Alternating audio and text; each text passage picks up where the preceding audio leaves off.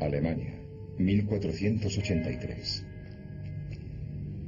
Tiempo de desolación y enfermedades.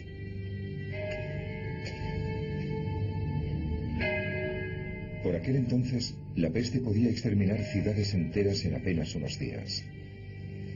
Y una cuarta parte de todos los niños moría antes de cumplir los 5 años.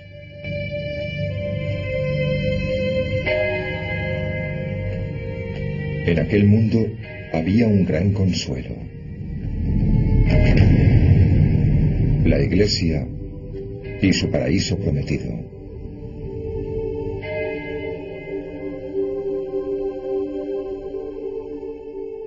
Aquella promesa había convertido a la Iglesia en la institución más poderosa de la tierra.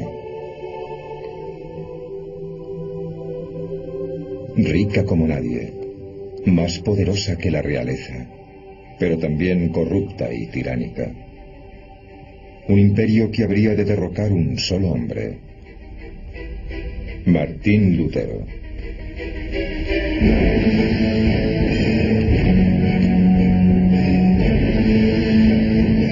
Esta es la historia de un hombre que pasó rápidamente de la devoción a la rebelión, de una búsqueda que encendería los ánimos en Europa, propagando la revolución en las naciones, y desencadenando un grito de libertad cuyo eco alcanzaría el mundo moderno.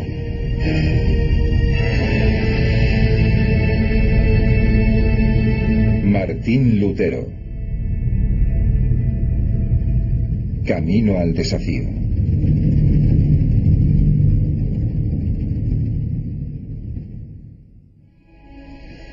Alemania, febrero de 1546. Martín Lutero viaja de Wittenberg a Eisleben. El otrora hombre más famoso de Europa se acerca al fin de sus días. Este será su último viaje.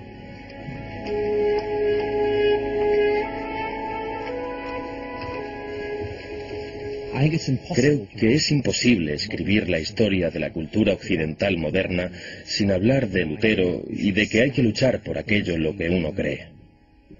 O de la idea de que todos somos preciosos a los ojos de Dios.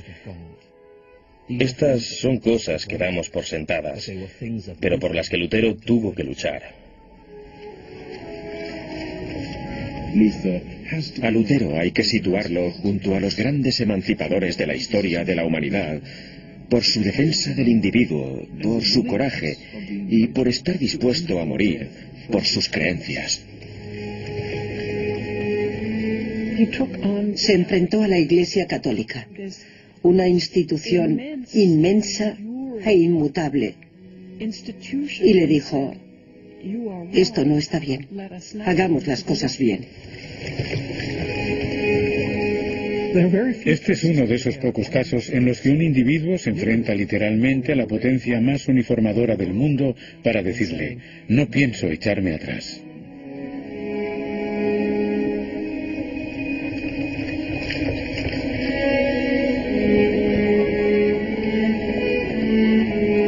Seguro que no ha habido nadie en 1000 años a quien el mundo haya odiado tanto como a mí. Ojalá nuestro Señor me aconseje y me lleve pronto con Él. Con gusto alargaría el cuello para que sobre él cayese toda la furia de un trueno y me derribase. Amén.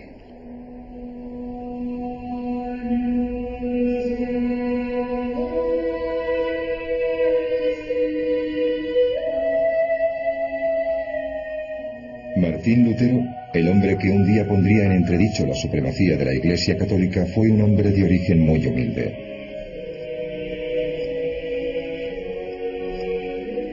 Creció en una pequeña ciudad llamada Eisleben, en el norte de Alemania.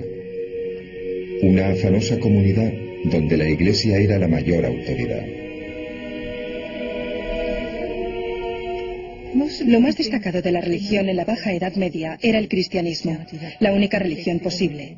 La suya era la única gran historia que se podía contar, una historia que de hecho se contaba sistemáticamente y que formaba parte integral de las instituciones allí donde uno iba.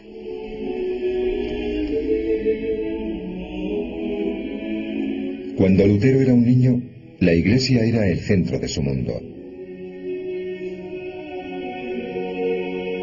Sus parroquias, monasterios y conventos estaban diseminados por todo un imperio que se extendía desde la zona más occidental de Irlanda hasta la más meridional de Sicilia. El poder de la Iglesia residía en el gran consuelo que prometía. Si acatabas sus normas y practicabas sus ritos, podías escapar a los horrores de este mundo y encontrar la felicidad eterna en el cielo.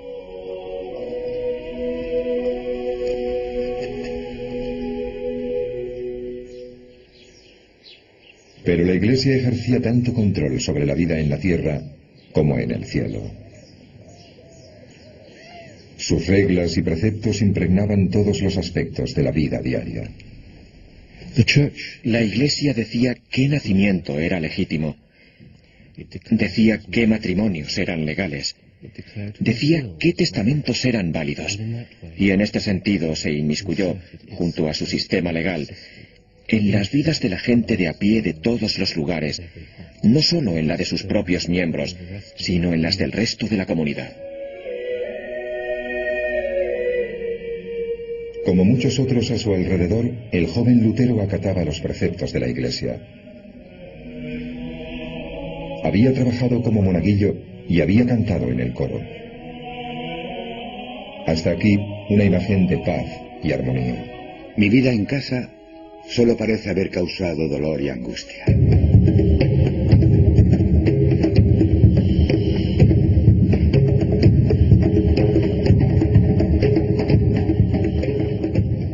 El padre de Lutero, Hans, era fundidor de cobre, uno de aquellos nuevos y prósperos hombres de negocios que se habían librado del yugo del antiguo sistema feudal para montar su propio negocio.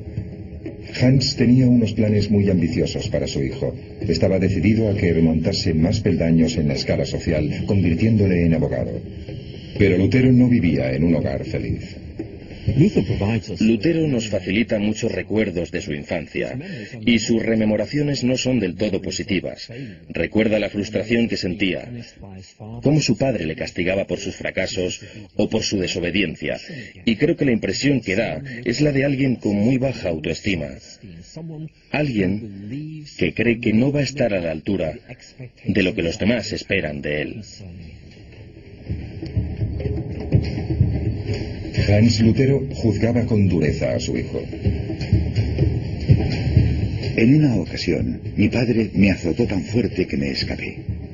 Le odié hasta que finalmente logró recuperar mi afecto. Y por lo visto, la madre de Lutero no era mucho más comprensiva. Una vez mi madre me golpeó hasta hacerme sangrar por haber robado una nuez. El miedo al castigo y al fracaso marcaría a Lutero para el resto de sus días. Sin embargo, eso no le empujó a satisfacer las ambiciones de su padre, sino a una espectacular rebeldía.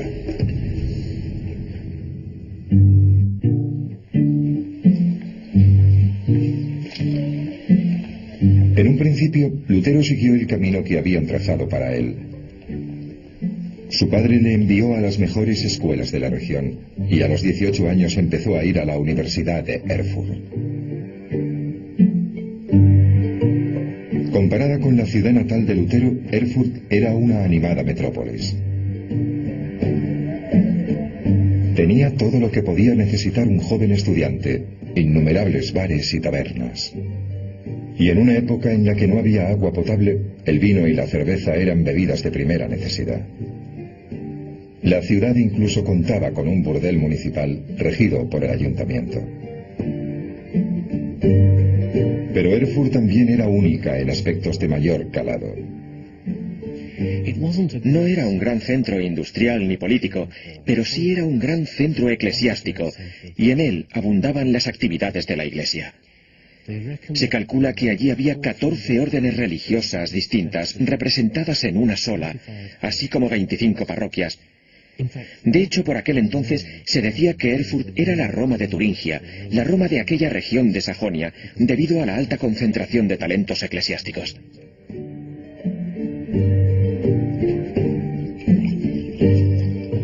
En Erfurt, Lutero floreció, se convirtió en un músico entusiasta y forjó muy buena amistad con varios compañeros de estudios.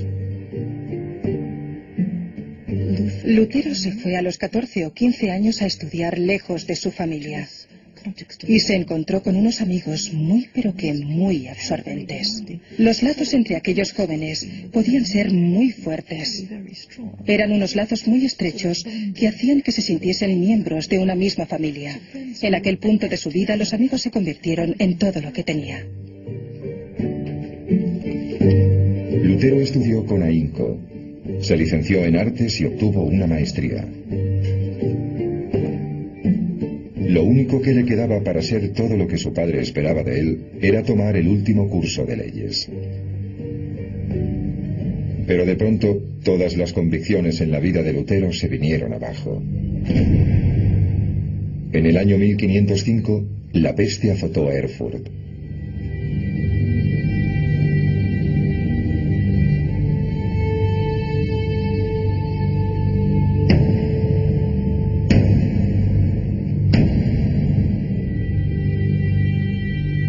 La enfermedad se propagó fuera de control por las estrechas calles de la ciudad, sembrando la muerte y la angustia a su paso. Lo que más temía la gente de la peste era que te cogía por sorpresa. Algunos cayeron, otros se libraron. Algunas ciudades quedaron devastadas, mientras otras muy cercanas no se vieron afectadas. Era algo inexplicable. Por aquel entonces nadie sabía cómo se contraía, nadie sabía por qué se contraía. Lo único que había era una sensación generalizada de que Dios les estaba castigando por sus pecados. Era una terrible y visible muestra de castigo.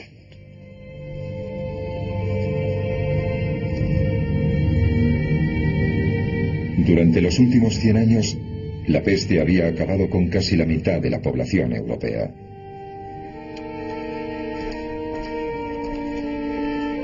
Pero la epidemia atacaba ahora a Lutero directamente. 3 de sus amigos murieron víctimas de la enfermedad. Y aquella visión de la mortalidad del hombre y el miedo a la ira de Dios traería consigo el primer cambio radical en la vida de Lutero.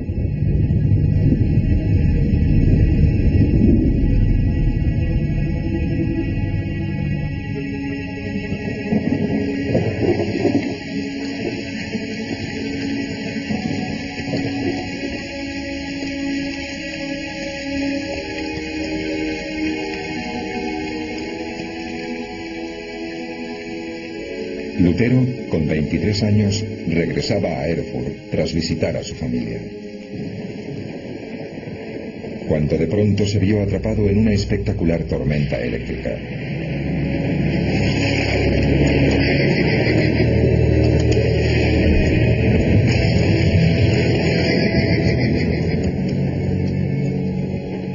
Nadie sabe exactamente qué le ocurrió a Lutero aquella noche, pero le afectó en lo más profundo de su ser. De repente, acechado por el pánico y la congoja de la muerte, me vi obligado a hacer un trato con Dios. Ya había perdido a 3 amigos por culpa de la peste y ahora se enfrentaba él mismo a la muerte, de manera que Lutero llegó a un acuerdo con Dios. Si sobrevivía, se haría monje. La cercana experiencia de la muerte te lleva a pensar en qué estado está tu alma, cuál es el balance. Estoy hablando casi de una especie de contabilidad espiritual. Uno se pregunta, ¿en qué estado estoy? ¿Cuál es el balance de mi vida? De haber muerto ahora, de no haber funcionado mi invocación, ¿dónde habría terminado? En el infierno, por pecador.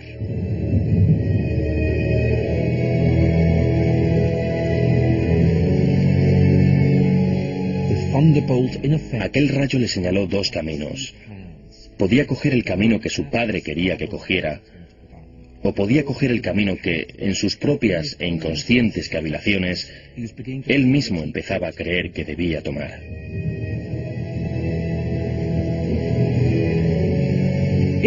Fue el momento en que tomó las riendas de su propia vida. Dejó de hacer lo que su padre quería que hiciera, y a partir de aquel instante se entregó libremente a la vida espiritual, y se dedicó a buscar en el universo las respuestas que tanto ansiaba. Obviamente, era una persona de gran sensibilidad espiritual.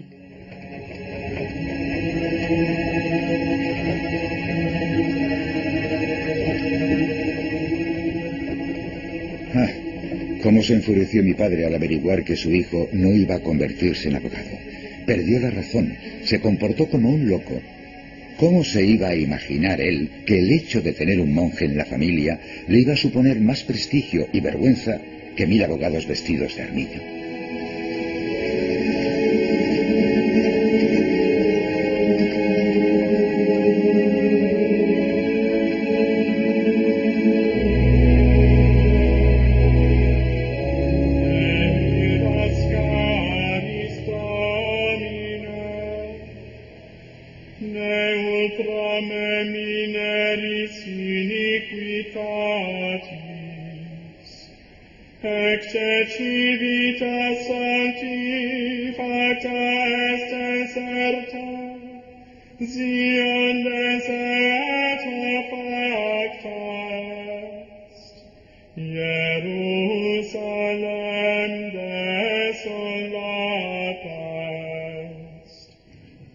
Los monasterios y conventos de Europa eran una sociedad en sí mismos. Ofrecían a los fieles una vida dedicada a la plegaria, la meditación y la búsqueda de la salvación.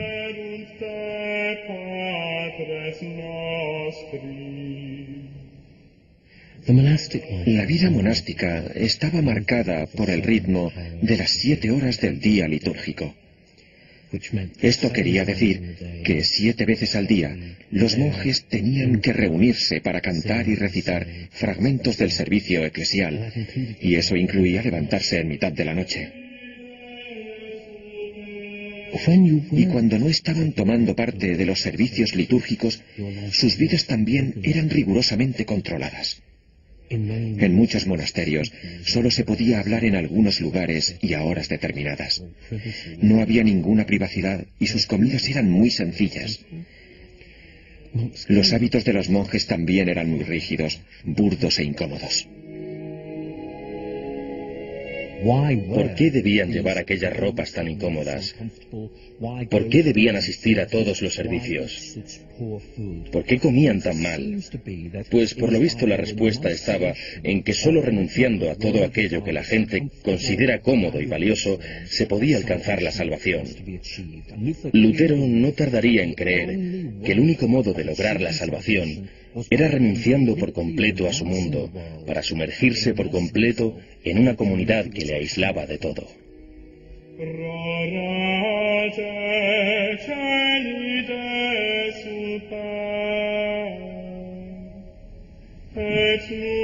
Dos semanas después de aquella noche en el bosque, Lutero se unió a una de las órdenes monásticas más severas de Alemania, los monjes agustinos de la estricta observancia.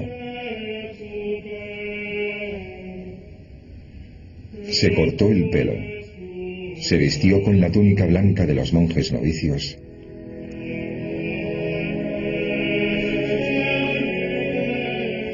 y se postró ante el abad.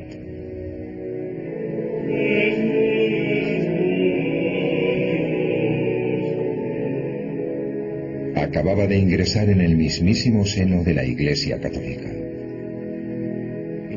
No era el tipo de orden que uno elegía si lo que quería era una vida cómoda y fácil. No era en absoluto ese tipo de centro religioso. Sin embargo, creo que era una buena orden para alguien espiritual y mentalmente dotado.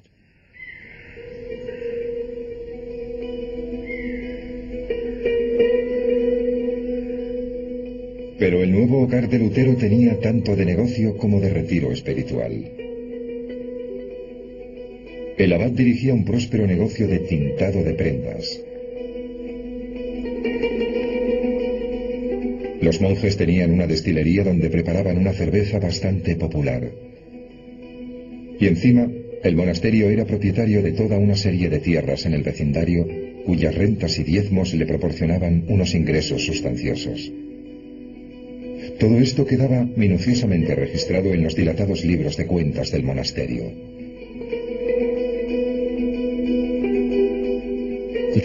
La Iglesia no pedía ayuda a sus feligreses, se la exigía, se la imponía. Tenía derecho para recaudar el diezmo, que no era precisamente una contribución voluntaria, sino un tipo de impuesto que estabas obligado a pagar si no querías que te llevaran a juicio. Además, todo el mundo accedía a su pago, porque les habían inculcado desde su más tierna infancia que si no contaban con los servicios de la Iglesia, sus almas correrían un grave peligro.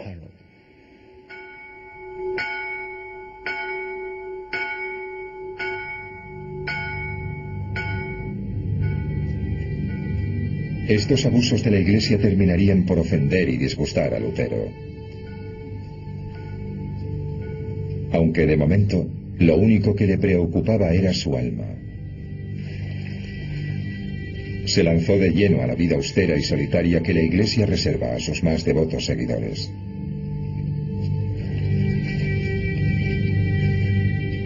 No tardó en pasar del hábito blanco de los novicios al negro de los monjes consumados.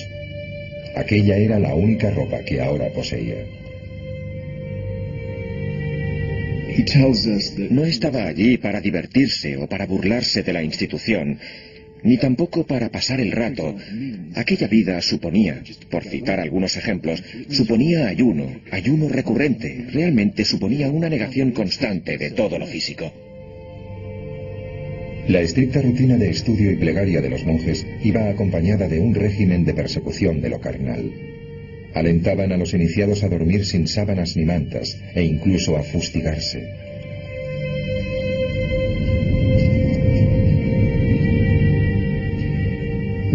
Una de las cosas que pretendían era emular el sufrimiento de Cristo para así convertirse en ascetas. Creían que al dominar sus deseos carnales, al dejar de necesitar la comida, la compañía sexual y las comodidades de la vida, se estaban identificando con Cristo.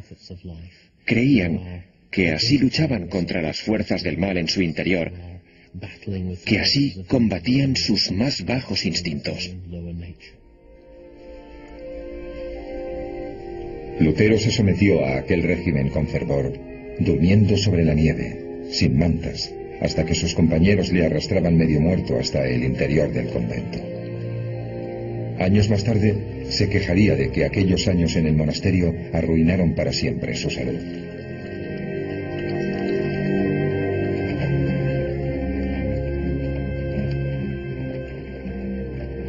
Si alguna vez un monje mereció ganarse el cielo por su devoción, ese fui yo. De haber seguido un tiempo más con aquella vida, me habría matado con vigilias, las plegarias, las lecturas y demás trabajos. Todo lo que Lutero hizo a lo largo de su vida lo hizo a conciencia. Lutero lo hacía todo al 100%, al 110%. Y si a Lutero se le había metido en la cabeza hacerse monje, pues lo iba a dar todo, se iba a entregar en cuerpo y alma. Fue un buen monje.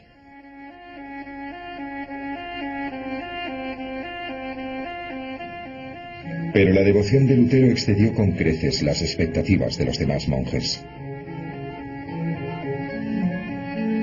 Cada vez le preocupaba más no complacer nunca a Dios, no llegar nunca a ganarse el cielo, el hecho de haber cambiado a un padre implacable por otro aún más difícil de complacer. Lutero hablaba claramente de su sentimiento cada vez mayor de impotencia. Creía que nunca lograría salvarse.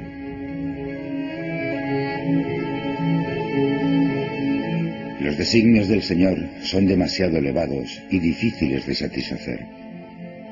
Y esto lo demuestran no solo los textos divinos, sino mi propia experiencia y sentir.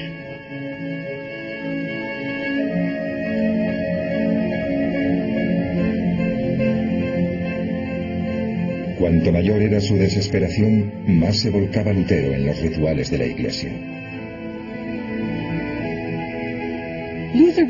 Lutero se diferenciaba de otros monjes en que realmente le preocupaba reconciliarse con el Padre Celestial y hacer todo aquello que Dios esperaba de él. Podemos ver su búsqueda, su agonía, su profunda gravedad. Solo quedaba confiar en que encontrase el camino. De lo contrario, iba a llevar una existencia muy tormentosa.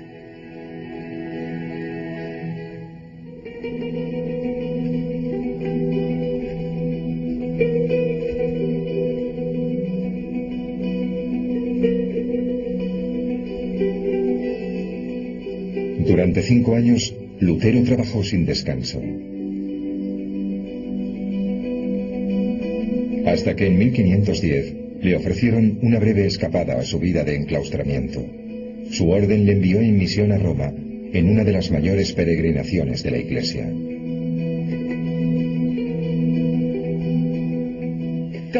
El viaje a Roma era una peregrinación muy especial, ya que era la capital de la Iglesia Católica Romana y desde una perspectiva occidental, la capital del cristianismo.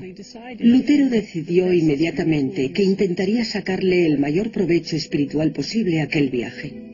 Roma era una valiosa reserva de santidad, era el hogar de San Pedro, del Papa y de los restos de innumerables santos y mártires. Decenas de miles de peregrinos visitaban Roma todos los años, con la esperanza de que aquel viaje los acercase más a Dios. Vestían de forma diferente, cogían un palo, caminaban y vivían con austeridad. Había pocos albergues a lo largo del camino para los peregrinos, así que para cuando llegaban al lugar de peregrinaje, en cierto modo, ya habían cumplido penitencia y merecían encontrar las tumbas de los santos al final de la peregrinación. Por fin eran dignos merecedores de la gracia del encuentro. Lutero y sus compañeros tardaron más de 2 meses en realizar su largo viaje hacia el sur. Finalmente, en octubre de 1510, llegaron a la Ciudad Eterna.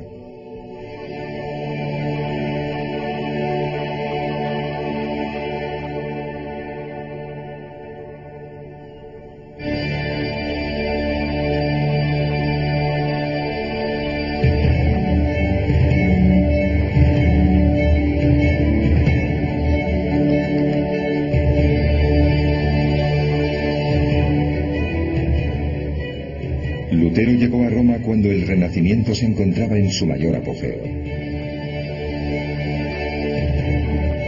Miguel Ángel estaba pintando los techos de la Capilla Sixtina. Rafael estaba volcado en la decoración de las dependencias privadas del Papa. Para el joven monje, aquella ciudad fue toda una revelación. Lutero era un chico del norte, muy provinciano.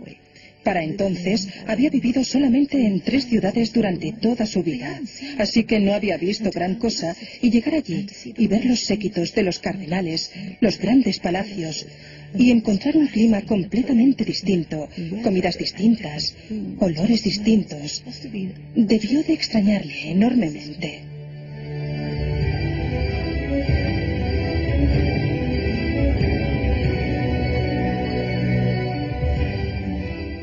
Por lo visto, cuando Lutero llegó por vez primera a Roma y entró en la ciudad, le abrumó enormemente la idea de estar en la ciudad sagrada.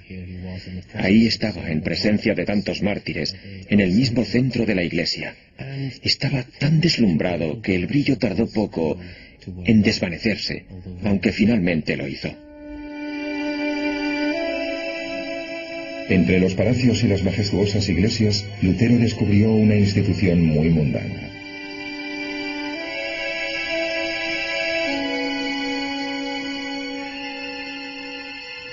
Aquella ciudad daba tanta importancia al dinero como a la religión. El papado como institución recaudadora de dinero era como un enorme sumidero que tragaba dinero procedente de toda Europa. La Iglesia enseñaba que el dinero era la raíz de todo mal y que, por ejemplo, prestarlo a cambio de intereses era un pecado mortal. Pero en realidad la Iglesia movía millones de ducados. En realidad, Lutero había llegado a la sede principal de una gran corporación europea, sustentada en los beneficios de monasterios como el suyo, en la donación de sus fieles y en los impuestos que cobraba por todo, desde una licencia matrimonial a un cardenalato. Lo más importante que hay que recordar sobre el papado de principios del siglo XVI, institución que existía desde hacía varios siglos, es que básicamente era un Estado con todas las características de un Estado. Tenía burocracia, palacios, magníficos edificios. Tenía lo mismo que un gran príncipe renacentista.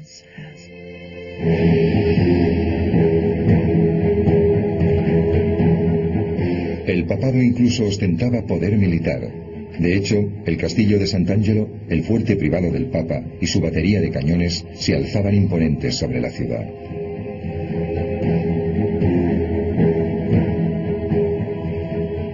No obstante, el Papa Julio II rara vez estaba ahí. Prefería pasar el tiempo haciendo campaña por Europa, a la cabeza del ejército papal.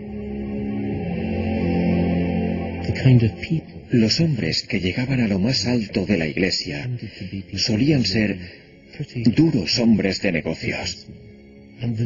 Y la necesidad de contar con aquella especie de directores y políticos tan poderosos explica por qué Roma era un lugar espiritual lleno de gente tan poco espiritual.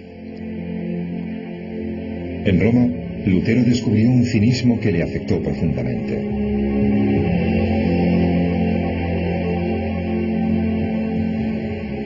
Él contaba que en una ocasión, mientras rezaba tímidamente durante el servicio de una de las magníficas iglesias de la ciudad, el cura sentado a su lado le dijo: «Acabe pronto, ¿quiere?».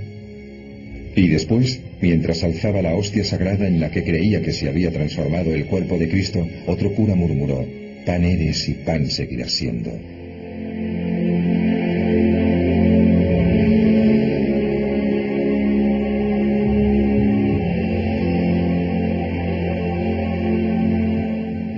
Creo que la decepción que sufrió en Roma debió ser absolutamente devastadora.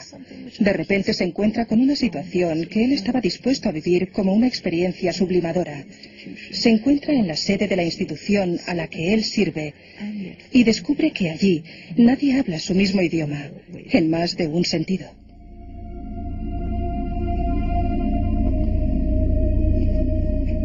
Lutero también descubrió que a la Iglesia le complacía aprovecharse de sus peregrinos.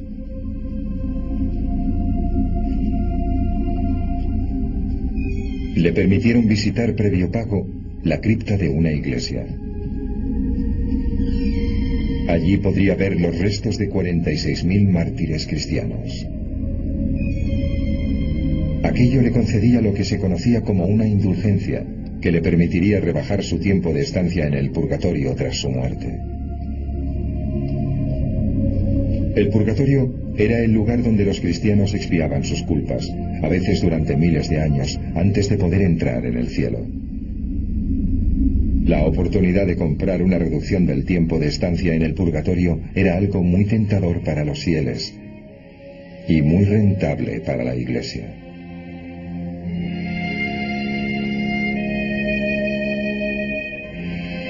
Mientras Lutero iba de un lugar de peregrinaje a otro, desesperado por encontrar la salvación, un miedo cada vez mayor se apoderaba de él.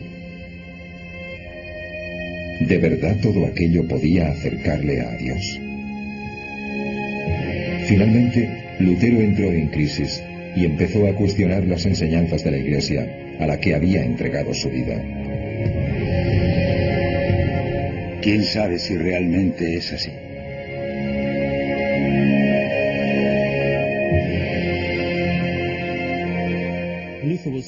Lutero estaba claramente desilusionado con Roma, no solo por su superficialidad espiritual, sino porque, sencillamente, sentía que Roma no era un reflejo del cristianismo tal y como él lo entendía.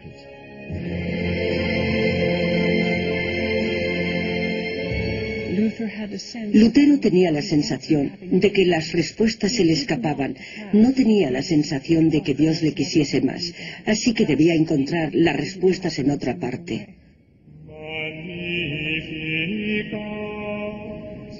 El viaje de Lutero a Roma solo le había causado desilusión y más dudas. Y ahora, la vida en el monasterio le ofrecía menor consuelo que antes. Desesperado por garantizar su salvación, Lutero se pasaba la vida confesándose. Ponía su alma al desnudo hasta 4 veces al día, a veces durante 6 horas seguidas. El resto del tiempo se lo pasaba cumpliendo penitencia.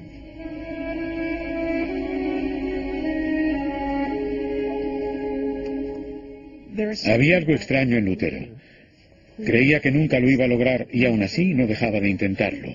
Se confesaba y conseguía la absolución, y así era como se suponía que la Iglesia debía tratar aquellos asuntos.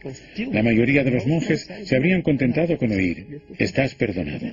Pero una vocecilla en su interior le decía: «No lo sientes de verdad». Así que tenía que volverse a confesar una y otra vez para volver a ser absuelto, pero la vocecilla le decía: «No, no lo dices de corazón». Así que la vida monacal fue un infierno para él. Ahí estaba él haciendo lo más importante, lo mejor que podía hacer un hombre según la sociedad, y aún así no se sentía mejor.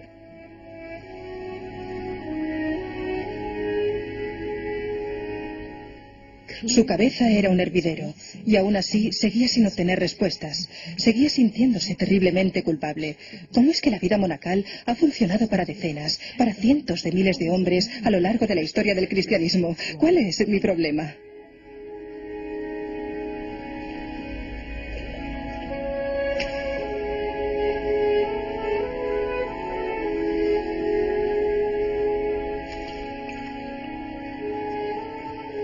Por irreprochable que fuera mi vida monacal, seguía sintiéndome como un pecador con la conciencia llena de culpa. No podía creer que mi trabajo complaciera a Dios. De hecho, odiaba a aquel Dios. Así que me encolerizaba conmigo mismo. Vivía furioso y atormentado.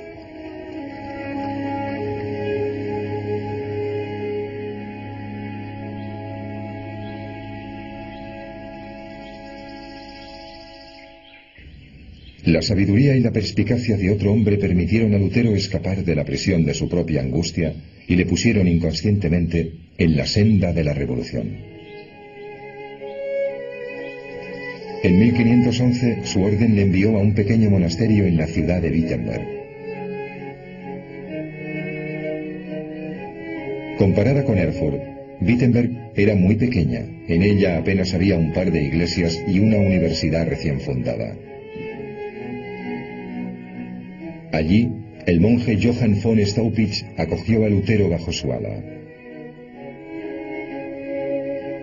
Staupitz era un miembro destacado de la orden de Lutero y estaba decidido a librar al joven monje de aquel ciclo de desesperación.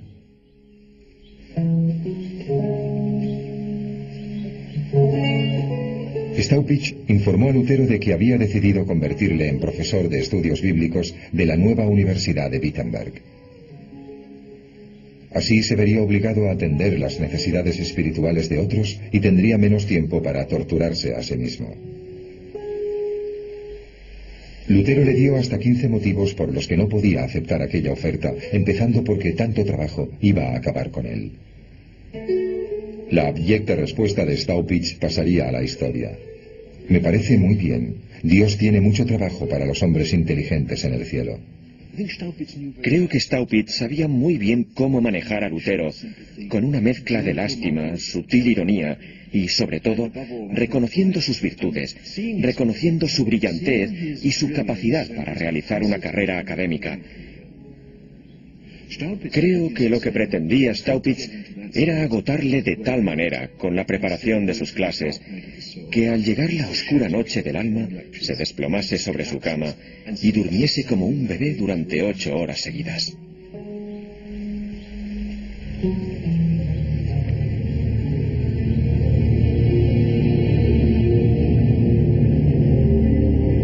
La intuición de Staupitz resultó ser muy certera.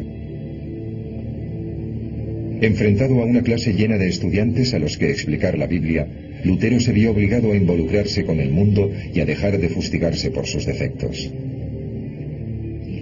Tenía que decir a toda una clase qué era cada cosa. Ya no había tiempo para meditar en su celda, ni para discutir con otros monjes. Ahora tenía que imponer su autoridad.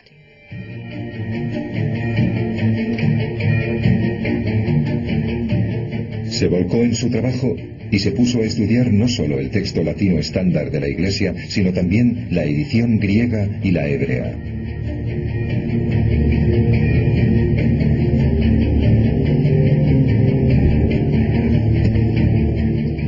Y mientras reflexionaba, tomaba notas y razonaba sobre su trayectoria a través de su fe, Lutero tuvo una revelación. Una revelación que cuestionaba todo lo que le habían enseñado sobre su Iglesia. Lutero había crecido creyendo que la persona que se salvaba era aquella que luchaba y se esforzaba por salvarse. Ahora empezaba a darse cuenta de que para salvarte solo tenías que extender y abrir tus manos vacías para recibir aquel regalo que Dios quería darte. Lo que Lutero estaba diciendo era que no necesitamos la institución de la Iglesia, ni la intercesión de los sacerdotes, ni tampoco las grandes ceremonias papales para ir al cielo. No es un asunto entre el hombre y la Iglesia, sino entre el hombre y Dios.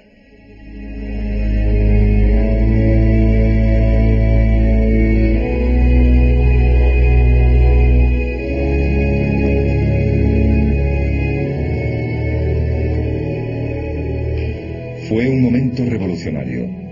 Durante toda su vida Lutero había creído que sólo a través de los rituales de la Iglesia se podía alcanzar la salvación. Pero ahora se daba cuenta de que la salvación era algo que el individuo debía negociar directamente con Dios.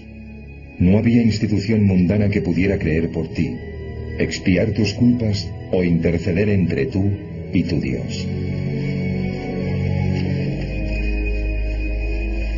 Sentí que había vuelto a nacer y que las puertas del cielo se abrían para mí.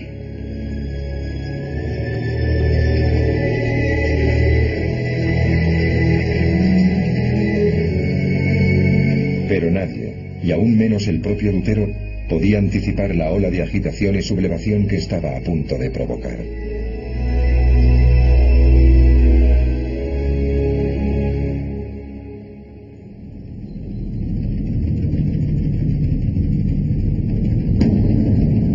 Habían pasado 7 años desde la visita de Lutero a Roma, y en aquel tiempo el Papa Julio II había muerto. Le había sucedido León X. Y León era un hombre entregado a los placeres carnales. En sus banquetes normalmente había un gran pastel de postre, del que salían niños pequeños desnudos.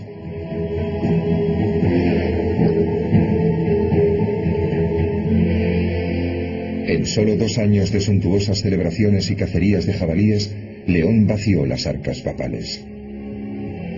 Se vio obligado a detener las obras de la mayor extravagancia de la Iglesia hasta la fecha, la gloriosa Basílica de San Pedro. Es uno de los mayores proyectos de construcción en la historia de Europa, y todos los grandes artistas, escultores y arquitectos del Renacimiento italiano, sin excepción, participaron en él.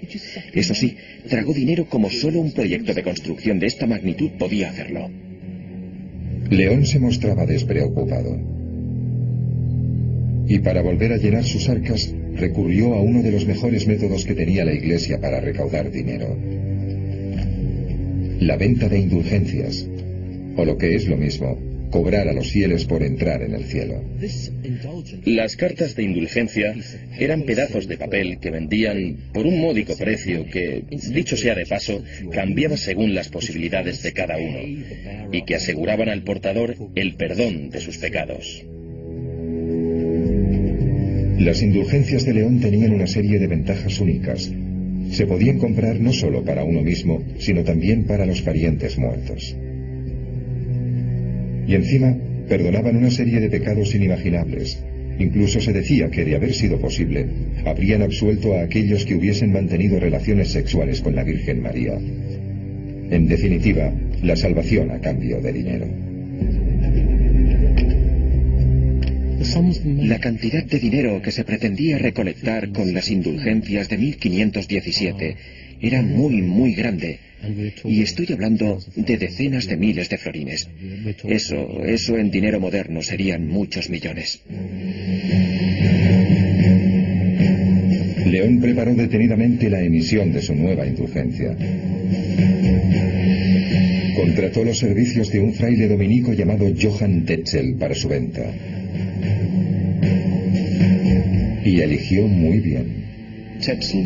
Tetzel era un publicista maravilloso, especializado en jingles y eslóganes promocionales. Prácticamente inventó el uso de eslóganes publicitarios. Decía cosas como: Cuando la moneda tintinee en el cofre, del purgatorio salga tu alma dando un bote. Casi puede uno ver el alma llegando de un brinco al cielo desde el purgatorio. León esperó a que sus arcas vacías se llenaran con las donaciones de los fieles.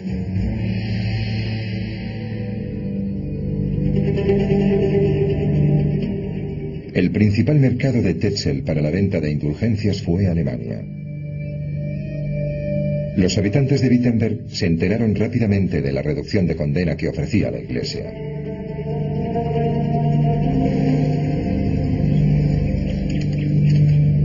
Lutero se encontró con que muchos de sus parroquianos hicieron oídos sordos a sus sermones para salir corriendo a gastar el dinero que tanto les había costado ganar en la mercancía de Tetzel.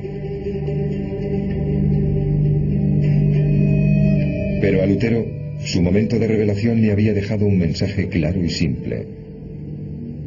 La salvación era un regalo de Dios, un regalo que se recibía a través de la fe.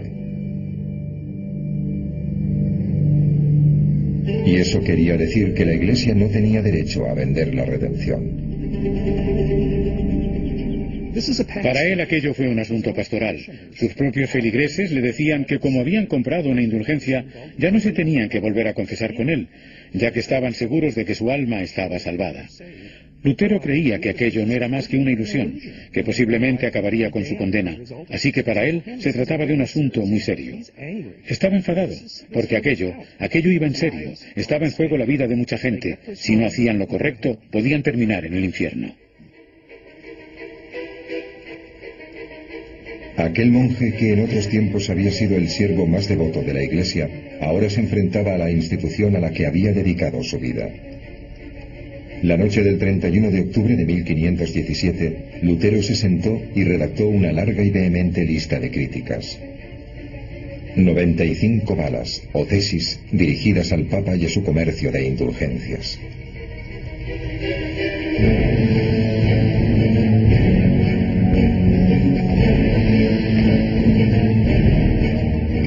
A continuación las clavó en la puerta de la iglesia del castillo de Wittenberg.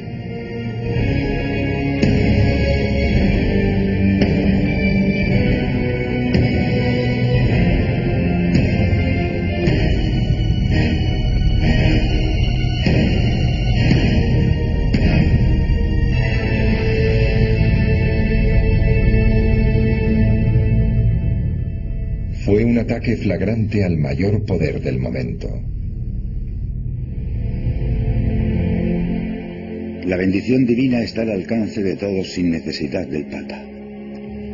Las indulgencias son verdaderamente perniciosas, inducen a la autocomplacencia y ponen en peligro la salvación. El Papa es más rico que Creso. Debería vender la Basílica de San Pedro y entregar ese dinero a los pobres. En suma, lo que las 95 tesis dicen es: ¿dónde están los límites del poder papal? Creo que la primera ya planteaba el problema abiertamente, al decir que el camino al arrepentimiento y el perdón era mucho más arduo de lo que pudiesen hacer creer las indulgencias. La cosa no era tan sencilla como decían las indulgencias. Las indulgencias dicen que el perdón tiene precio. Lo que Jesucristo dice, y Lutero le cita, es que el arrepentimiento, que el perdón está en el arrepentimiento. Y eso ya es más difícil. Así que yo creo que realmente estaba cuestionando la autoridad papal.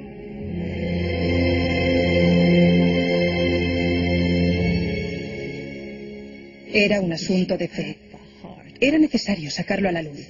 Por eso apelaba a aquellos que se atrevían a defender aquellas prácticas o abusos para que saliesen y demostrasen que estaban en lo cierto.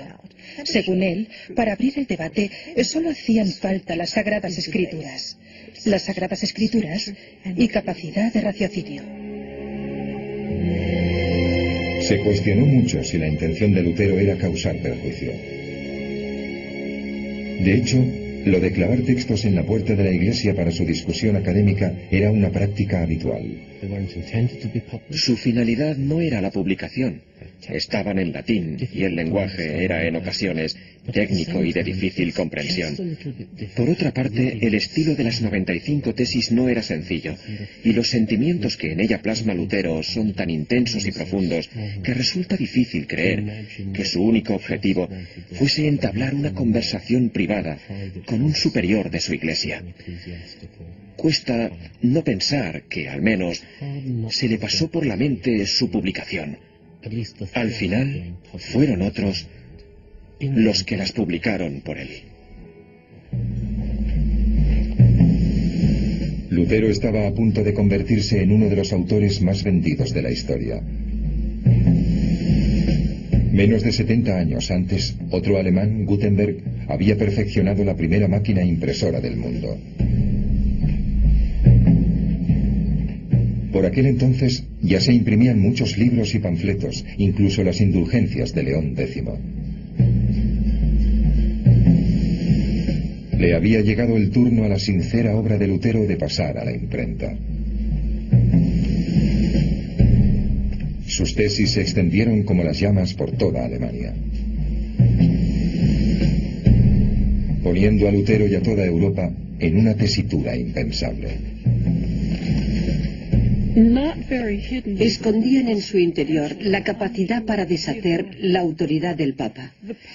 El propio Papa patrocinaba las indulgencias y sin su aprobación no se podían vender. ¿Con qué derecho un fraile advenedizo las cuestionaba? Lutero no fue capaz de prever la consternación que aquello iba a provocar entre las más altas esferas.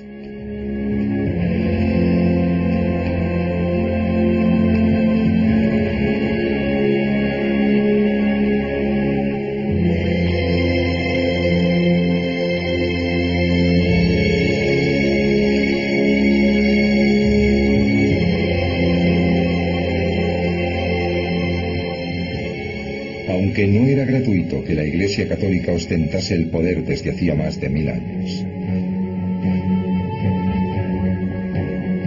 De hecho, tenía un nombre para los hombres como Lutero: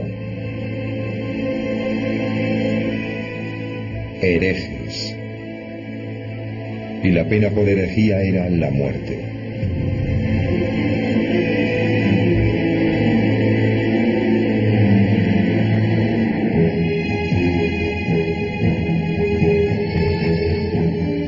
Ya estaba montada la escena para el mayor conflicto en la historia de la Iglesia. Una batalla entre la institución más poderosa del planeta y un monje solitario.